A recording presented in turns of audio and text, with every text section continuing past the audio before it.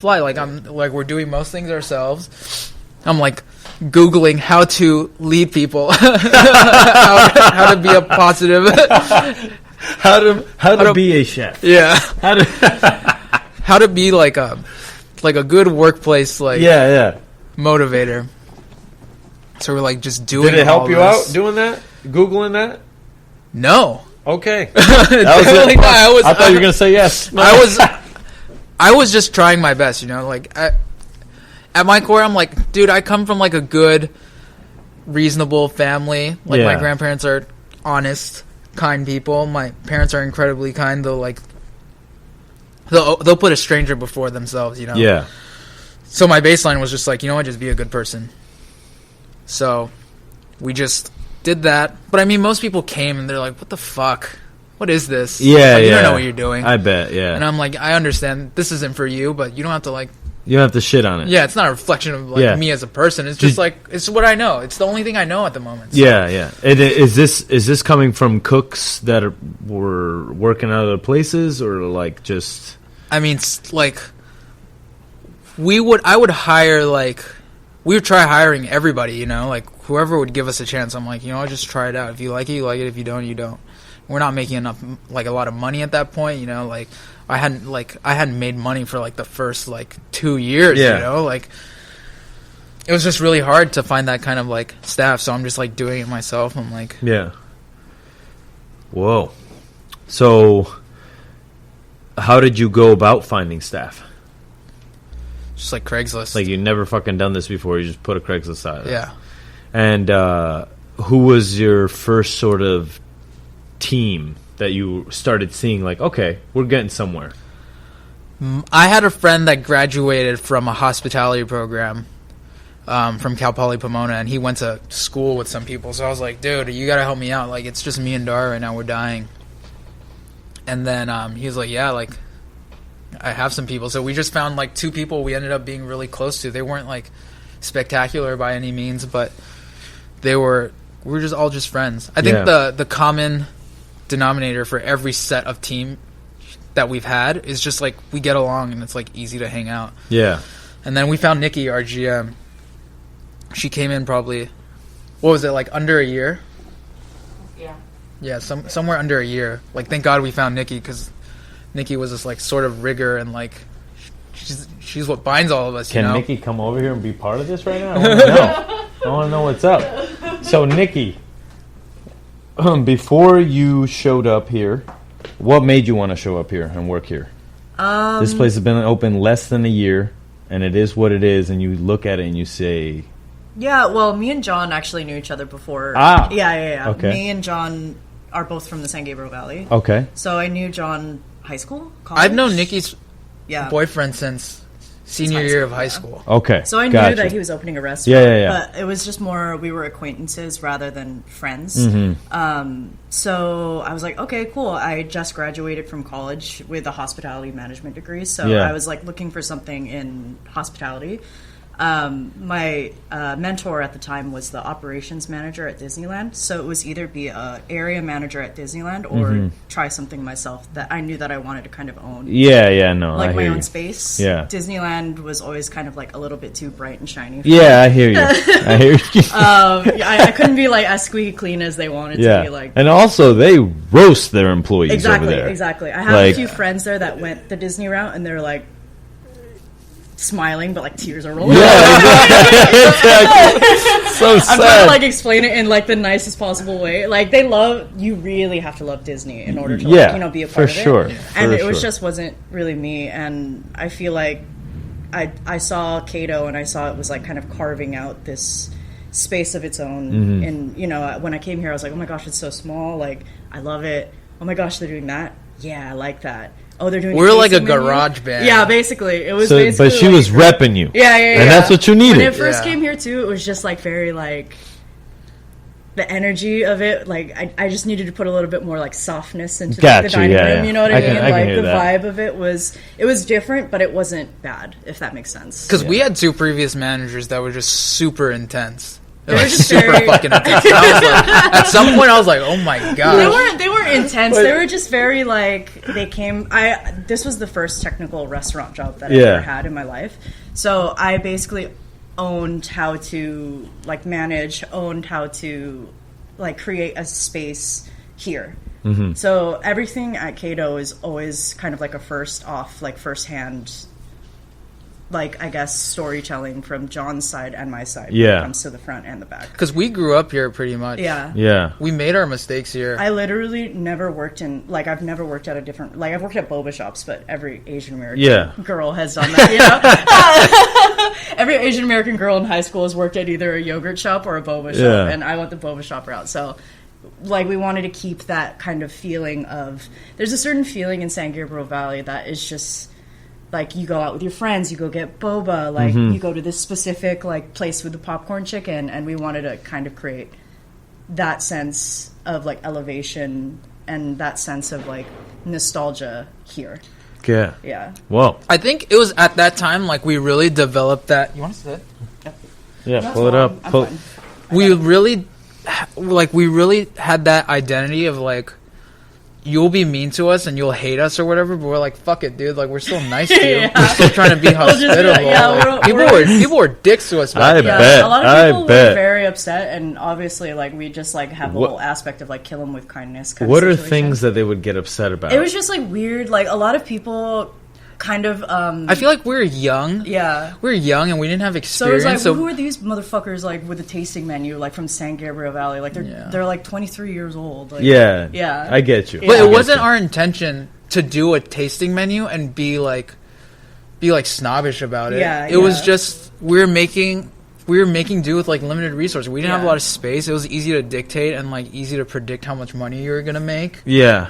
It was a lot of people too that would compare us to like mom and pop shops in the San Gabriel Valley, which is not really, it's not the same thing. Yeah, it's not the same thing. Yeah, that's what people would do. It's like either people put us against like really crazy tasting menu restaurants or like a Cantonese seafood restaurant. I'm like, we're not either. They'd be like French Laundry, Kato. Yeah, it doesn't compare. Because we were charging like $48 at the time. I was like, it was like a very like beautiful tasting menu at the time, and I could get this fish for like $3 in the San Gabriel Valley. I'm like, okay, we're sorry. We don't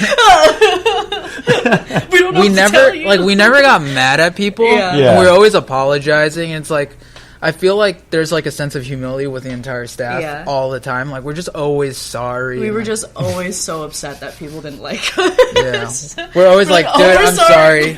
Like, the overwhelming feeling of inadequacy was like prevalent among the entire staff. It infected each person, and I feel like we were always just like, please like this. Please love us. It was just a thing too where we took a lot of things really personally in the beginning. How could you not when for sure. I mean, you put your blood, sweat, and tears into it, and that's I think the hardest challenge in being a chef and being in this industry. For sure. Not taking it too personal, because you're literally putting your heart and your love out there in the dining room.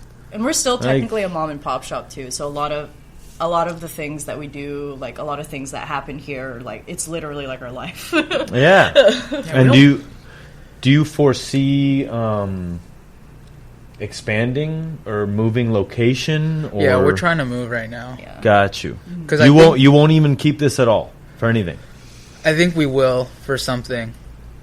Maybe like just to give someone else the chance that we had. To like come into their own here. It'd be hard to like. You know what? The space. That is a great way to look at it. Because there needs to be more like pop-up rental kitchens, like incubator spaces. Yeah, man. Because it's like these guys doing pop-ups, and it's like, again, they get the people react to them in that way. Yeah. Like they're like, oh, well, we don't take you seriously. But maybe in this space, it's like, okay, well, this guy, Jon Yao, says it's cool. Yeah. Like he says it's cool if this guy cooks there. So maybe it's worth. Yeah. So it's just hard to also like try to find like a cultivated generation, because nobody really believed in us when we first started, so we always try to believe in everybody that comes to work here that would want to like have the same dreams as us and everything like that. So. But that circles back to what we were saying about being naive, right? Yeah. Like at the time I was just like, well, so what if you hate us? I guess. I'd be like, it's okay. Okay. We were, either me or John would just get mad at something and be like, it's okay. And we're just like, no, it's not okay. Now tell me this: when people weren't happy with shit, were you comping it? Oh yeah, we did a lot of comping at first, unnecessarily. People were just like, "I'm not feeling this." I'm like, "Take it, just leave. We're sorry. Just don't come back. Just bye." It was just one of those things where it's because we didn't have like a PR team, we didn't have any sort of team. It was literally just me and John, running the show.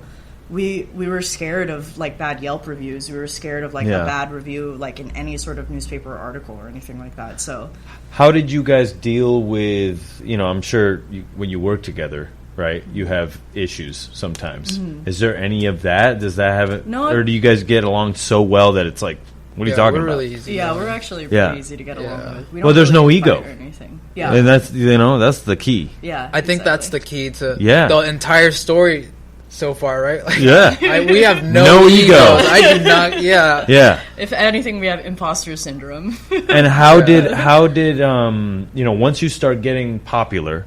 And you start getting all this publication again, imposter syndrome. Did it feel that way? Did it feel like I don't deserve this? I what's happening? In the beginning, I was just like, well, I'm just making do with the knowledge I have, right? So I'm like, if people write nice things about him, I'm like, fuck, maybe I don't deserve this. But there was maybe like a year and a half in where I'm like, you know what? Like, I need to work as hard in seeking out knowledge as I did back when I started. Yeah. Because I'm like, I like just consume like any sort of like media, books. Like, I'm that type of person. Like, I'll geek out on anything. So I'm just like, I'm working twice as hard as other people. I have to keep getting better. Mm-hmm. So I'm like actively trying to get better. So at a certain point, maybe like 2-3 years in, I'm comfortable. I'm not completely comfortable, but I feel like, like I have to raise the standard and levels of this restaurant to what people are writing about us. Yeah. And there's like, I think when we had the Jonathan Gold review, it was a reality check, right? We had a not so favorable. It wasn't bad, but it wasn't good. Neutral, it was a very neutral thing, and I think we were just developing our point of view at that point. And it wasn't like we were trying to do crazy things. We weren't like spherifying like Shaoxing wine or like crazy shit, you know what I mean? Like we were just doing things that felt natural to me, like that felt natural to like Nikki's like style of service. Yeah, we weren't trying to do crazy things. It was food I grew up with, but it was a reality check because he was pretty much like, I don't get why this place is popular. And we were like, oh jeez. And did he say that to you? He didn't really say that. It was just like a very neutral, like, oh, they use this. They use like more stating everything they ate rather than, you know what I mean? Like trying to. And trying then I to had this. Yeah, exactly. Yeah. So everyone was like, it was a good review, but then like in our hearts, like, no, but there was a part where he like pretty much basically said, I don't know why this is popular. Yeah. And it kind of like corrected your course because you're like, okay, I have to hone in on like our identity as a restaurant. Yeah. And I have to get better. So it was like that point, like everything ramped up exponentially. I try to make it like a serious point. Like we have to get better. Yeah. We have to refine everything that we do. How did? Because it felt like a movie, right? Like you're like, okay, we open, we get a write up, and we're booked out for. I'm like, this is not like fucking Ratatouille. Dude. Like, this shit has to happen. This is not Ratatouille. Like it hit this moment where like everything like was like, someone's like, yeah, this is good, and someone's like, no, it's fucking good, and someone's like, this is fucking amazing, and it just kept ramping up to that review, and like it kind of took us down. Yeah. But like I said, like we're so naive, and like we're like too stupid to realize like, oh, like that's a pretty big knock on us. Yeah. So, I mean, we weren't really down about it. We were just like, okay. But this is what I like about our relationship, right? Like, if we have something like that, even if it's a Yelp review, we're like doubling down. Yeah, and saying, exactly. We got to get better. Even if it's not like an article, if it's anything, it's literally like if it's a 3-star Yelp review, we'll like. If it's a 3-star Yelp review from someone with like 12 reviews, like we're pissed. Yeah. We're like, we got to get better because we're not pissed in that. Oh, we're coming after this motherfucker. Yeah. We're pissed like, oh yeah, we have to fix ourselves because we're trying to cover as much ground as possible. We're trying to make as many people happy as possible. Yeah. At the end of the day, that's what the business is about. Exactly. You know? So, because there's no point cooking for yourself if Yeah, no one's gonna dude. buy it. Exactly. Yeah. I'm not trying to make staff meal for myself. Yeah, seriously. You know? Man. So, and then after that Jonathan review, you guys are like,